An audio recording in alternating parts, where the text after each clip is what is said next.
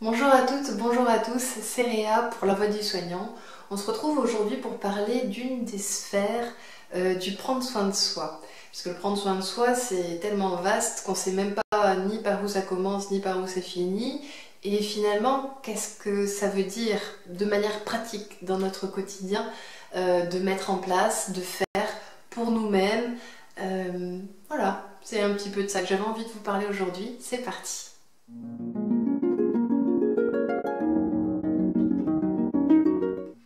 Alors le corps, c'est clairement pour moi le premier point auquel on doit faire attention pour commencer à prendre soin de soi. C'est par là que tout commence. En sophrologie d'ailleurs, c'est par là que l'on commence, dans le yoga, etc.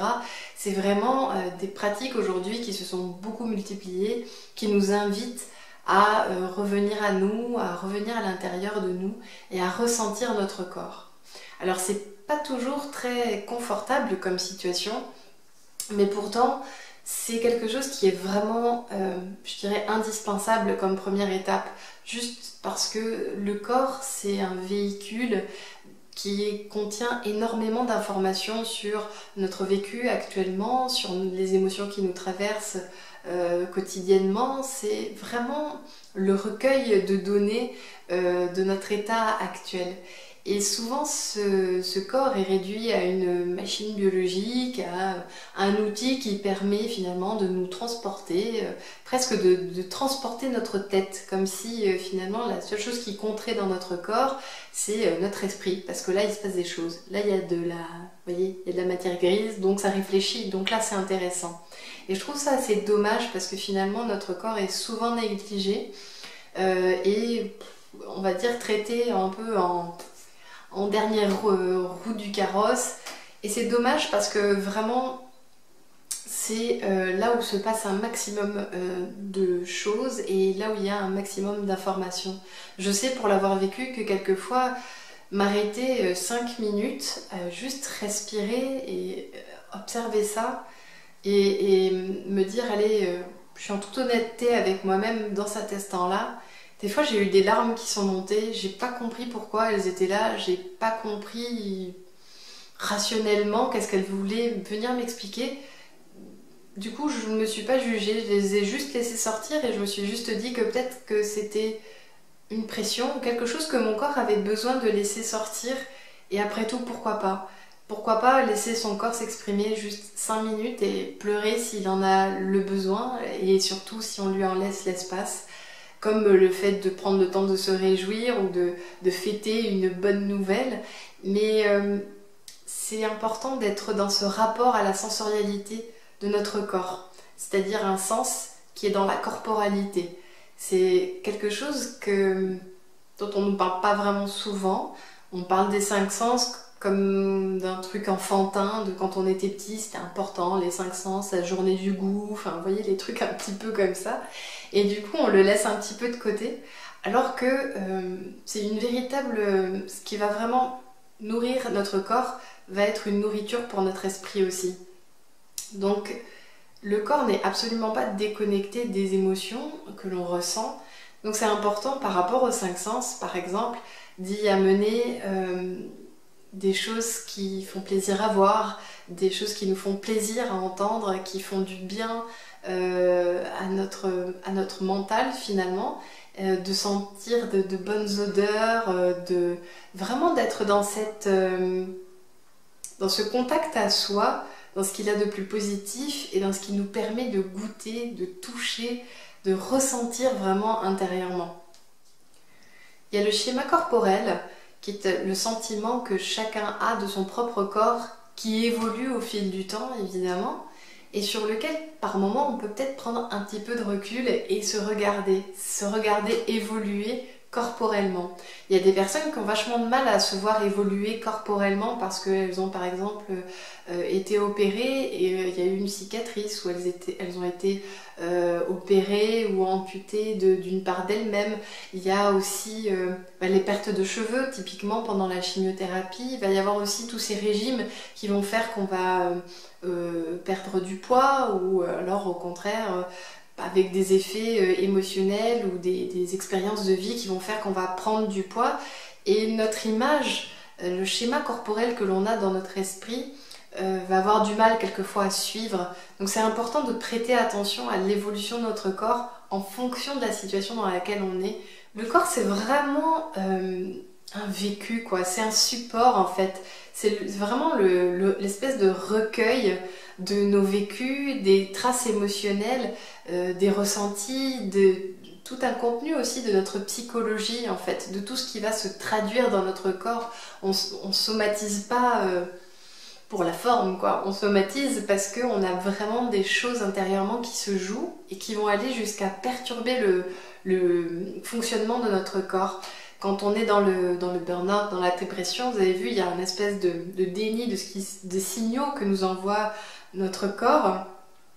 Et pourtant, c'est vraiment quelque chose d'hyper important puisque ça nous prévient que là, on arrive à une certaine limite et que c'est important de respecter ces limites et que notre corps n'est pas juste un outil, une machine qui a besoin donc d'énergie, donc on va lui donner à manger et à boire, qui a besoin de dormir, donc on va dormir un certain nombre d'heures, mais pas trop parce qu'il faut que la journée, on n'a pas le choix, il faut y aller, on n'a pas le temps de prendre une sieste ou de prendre le temps le temps de s'arrêter par exemple.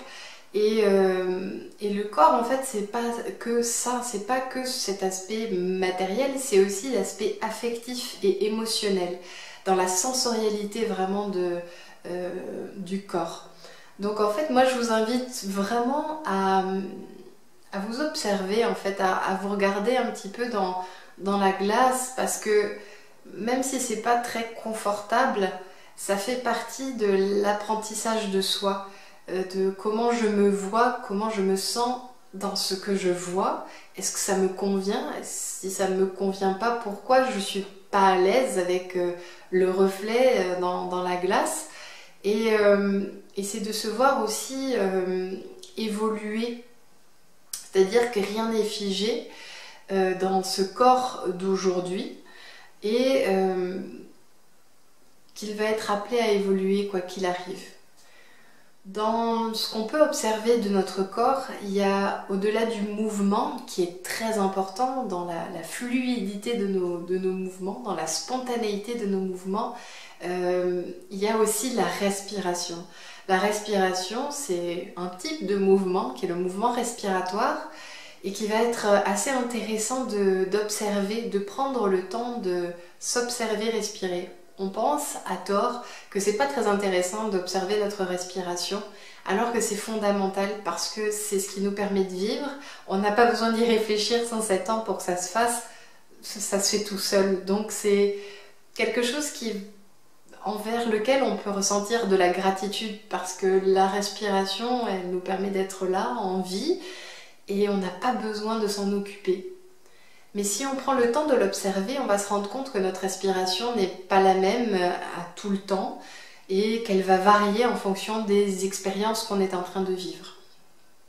Et pourquoi ça serait intéressant de savoir ça et d'en prendre conscience et de l'observer? C'est parce qu'en fait, ça va nous apprendre à répondre à la situation. Ça va faire partie de la réponse, de ce qui va conditionner, je dirais presque, notre réponse face à une situation. Le fait que moi j'ai été en voyage par exemple en Asie et j'y étais en sac à dos avec mon compagnon et donc notre seule maison c'était notre sac à dos, mais finalement la vraie seule maison que l'on avait c'était notre corps. Et bien souvent on se rapportait à lui pour savoir tiens comment là je me sens et finalement qu'est-ce que ça me dit? Je me limite pas à ce que le corps me dit pour prendre une décision, mais ça va entrer en ligne de compte pour ma décision. Ma respiration s'accélère, je vais sentir que mon ventre se tord un petit peu et que je me sens mal à l'aise. Ça, c'est vraiment un ressenti corporel et c'est le langage corporel. Parce qu'au-delà du schéma corporel, il y a aussi la façon dont va s'exprimer ce corps dont j'ai une vague idée, mais qui va en fait m'exprimer que là, c'est peut-être pas bon pour toi, que là, peut-être tu devrais réfléchir à 2 fois avant d'y aller. Et donc au fur et à mesure qu'on va prêter de l'attention, parce que ma respiration s'accélère, par exemple, je vais me dire Oui, c'est peut-être un peu stressant comme situation. Est-ce que ça vaut la peine que j'y aille? Donc je vais développer tout un tas de réflexions en dehors du fait de ma corporalité, de mon langage corporel. Qu'est-ce qui va se passer dans mon esprit? Je vais peser le pour, le contre, et puis il va y avoir toutes les émotions qui vont découler. Donc on passe par le corps, on passe par les émotions, et puis on va passer par cette étape de réflexion. Donc le corps va participer à comment je vais répondre à une situation. Donc pour moi c'est vraiment fondamental que par petite dose vous fassiez ce petit exercice juste de se poser 5 minutes et de s'observer respirer ou de regarder un beau paysage ou d'écouter de jolis sons. On a tous chez soi un CD avec musique de relaxation ou les mouvements de la mer. D'ailleurs, moi souvent, ma respiration me fait penser aux vagues qui vont et qui viennent sur les galets. Vous savez, c'est ce petit bruit-là. Et voilà, en fait, ça m'apaise. Donc finalement, il y a des petites solutions qui existent, même par le langage corporel, même si ça ne fait que durer pendant peut-être 5 secondes. Ça peut faire énormément de bien, ne serait-ce que de soulager le corps et de lui dire écoute là tu vois, je m'arrête juste pour toi. On prend 5 secondes là et j'observe comment tu vas. Et la réponse ce sera pas quasi immédiate mais pas loin. Vous allez sentir immédiatement quelle est la première émotion qui vient. Et ça, c'est votre corps qui vous en informe, parce qu'il y a une tension, parce qu'il y a quelque chose de noué dans votre corps, ou parce qu'il y a au contraire une expansion, une souplesse, une certaine joie à être là. Ça va vous traduire un peu l'état dans lequel vous êtes. Et voilà, c'est quelque chose qui mérite tout à fait du temps à donner. C'est important d'aimer son corps, c'est important d'y prêter de l'attention et en tout cas d'être bienveillant. Si on n'arrive pas à l'aimer complètement, on peut au moins être bienveillant et lui dire écoute, tu sais, t'es mon ami pour la vie, donc on va faire avec ça et je vais essayer d'être doux avec toi, je vais essayer d'être à l'écoute de ce que tu me dis. Et rien que ça, déjà, c'est énorme si vous prenez le temps de, simplement quand vous prenez une douche, de sentir que vous prenez une douche. C'est remettre du sens dans vos 5 sens, dans votre sensorialité, dans vos émotions, dans votre respiration, dans vos mouvements, de vous rendre compte de ces mouvements que vous faites tout au long de la journée. Je ne sais pas combien on fait de mouvements par jour, c'est probablement pas quantifiable, peut-être qu'il y a quelqu'un qui s'est amusé à le quantifier, allez savoir. Mais en tout cas, c'est quelque chose qui mérite qu'on prenne un tout petit peu de temps pour.